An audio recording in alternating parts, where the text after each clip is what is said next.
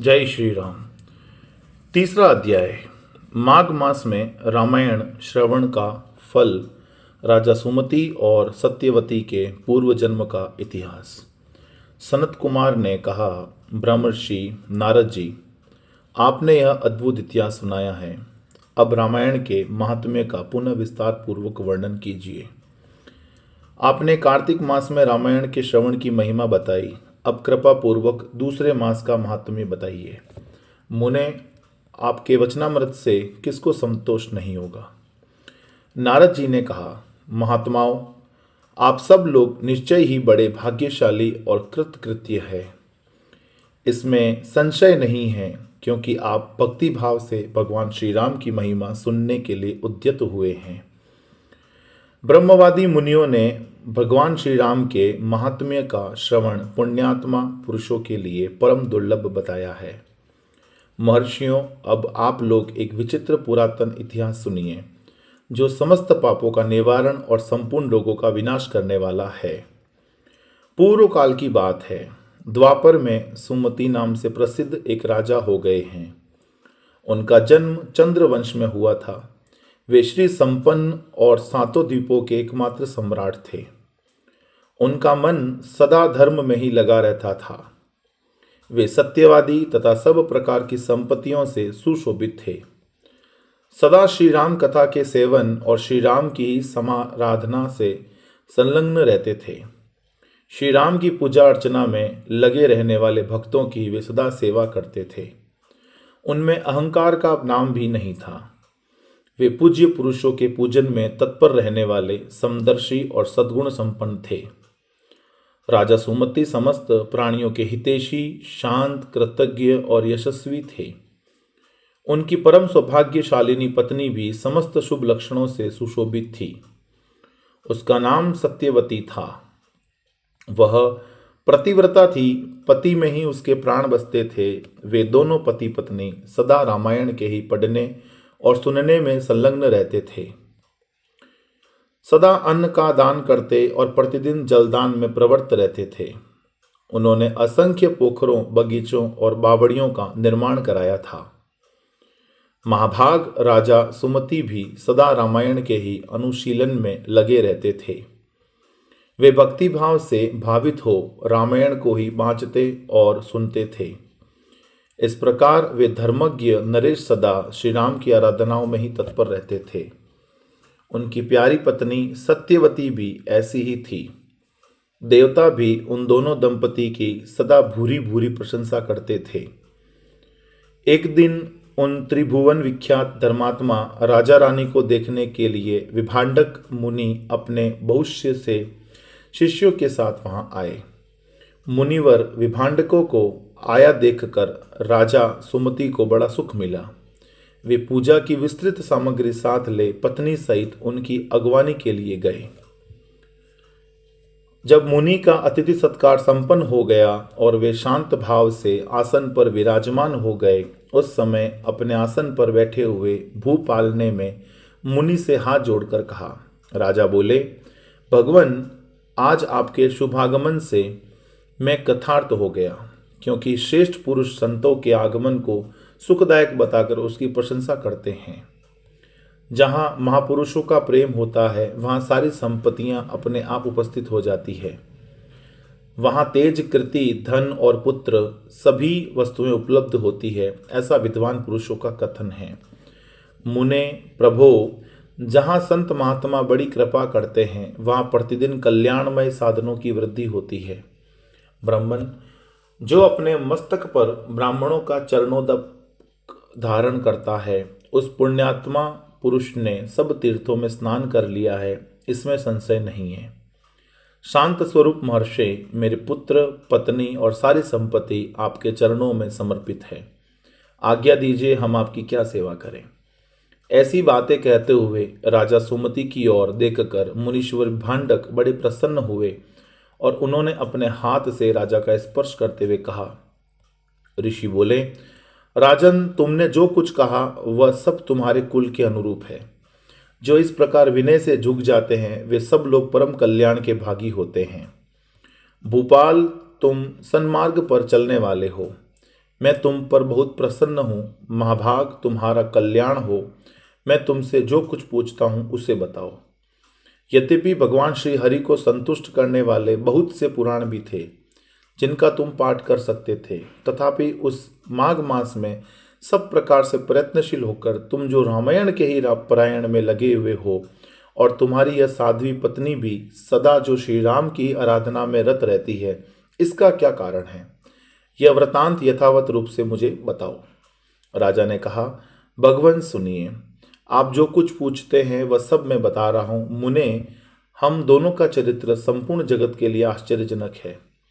साधु शिर्णो मणे, पूर्व जन्म में मैं मालती नामक शूद्र था।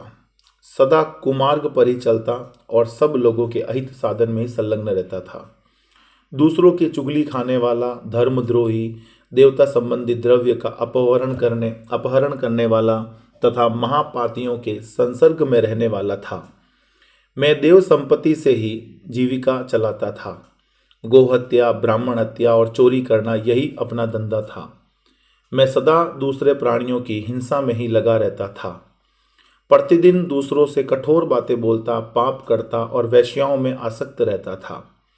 इस प्रकार कुछ काल तक घर में रहा। फिर बड़े लोगों की आज्ञा का उल्लंघन करने के कारण मेरे सभी भाई बंधुओं ने मुझे त्याग दिया और मैं दुखी होकर वन में चला गया।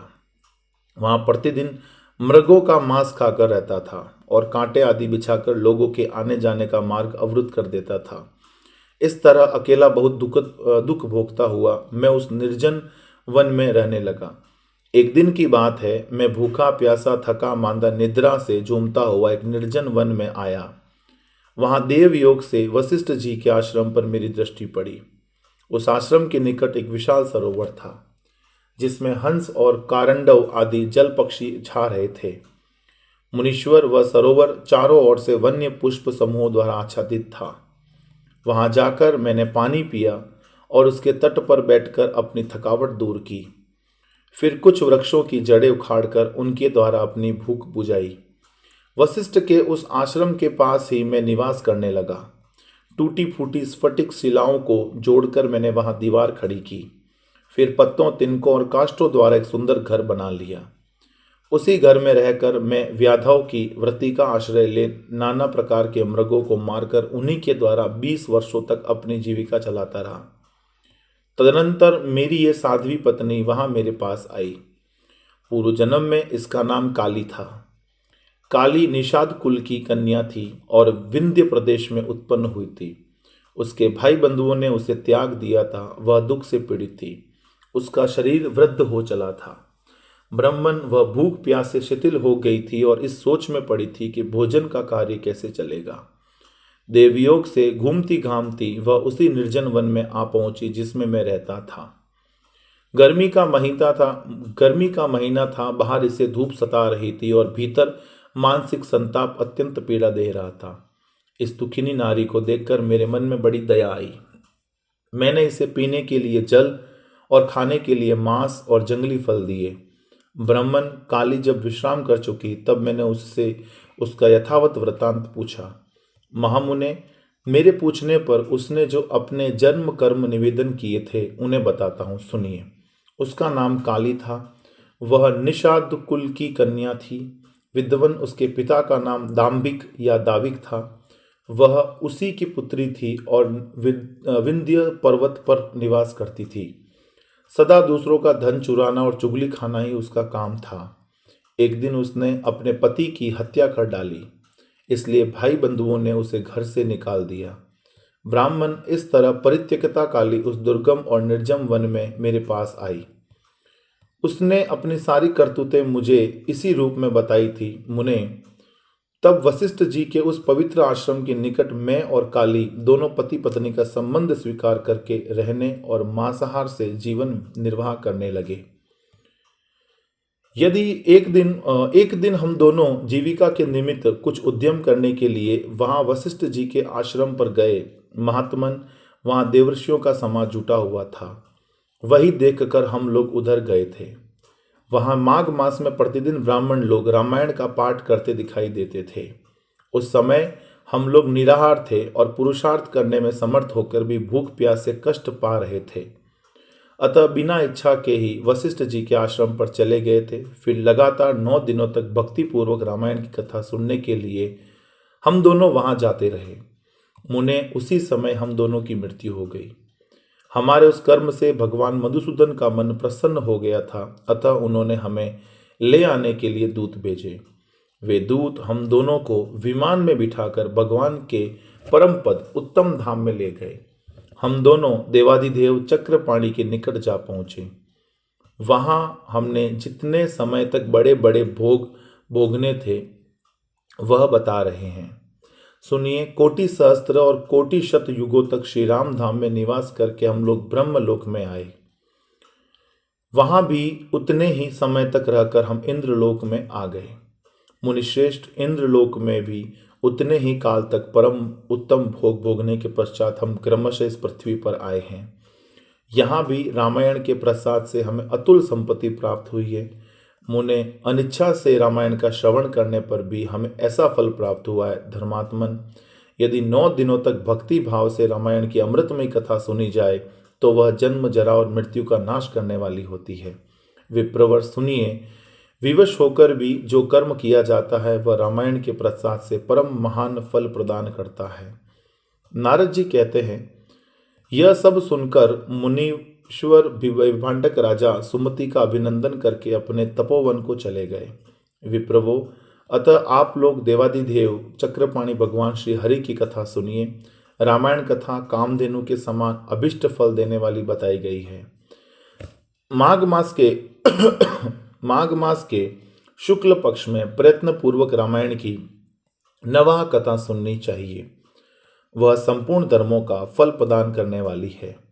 यह पवित्र आख्यान समस्त पापों का नाश करने वाला है। जो इसे बाँचता अथवा सुनता है वह भगवान श्री राम का भक्त होता है। इस प्रकार श्री स्कंद पुराण के उत्तराखंड में नारद सनत कुमार संवाद के अंतर्गत रामायण महात्म्य के प्रसंग में माघ मास में रामायण कथा श्रवण के फल का वर्णन नामक 3रा अध्याय पूरा हुआ। यहाँ जिस परम पद से लौटने का वर्णन है वह ब्रह्मलोक से भिन्न कोई उत्तम लोक था, जहाँ भगवान मधुसूदन के सानिध्य और श्री राम के दर्शन सुख का अनुभव होता था। इसे साक्षात वैकुंठ या साकेत नहीं मानना चाहिए, क्योंकि वहां से पुनरावृत्ति नहीं होती। अनिच्छा से कथा श्रवण करने के कारण उन्हें अपुनरावृत्ति लोक नहीं मिला था। सभी को धन्यवाद। आज का 3रा अध्याय यहीं समाप्त होता है। जय श्री राम।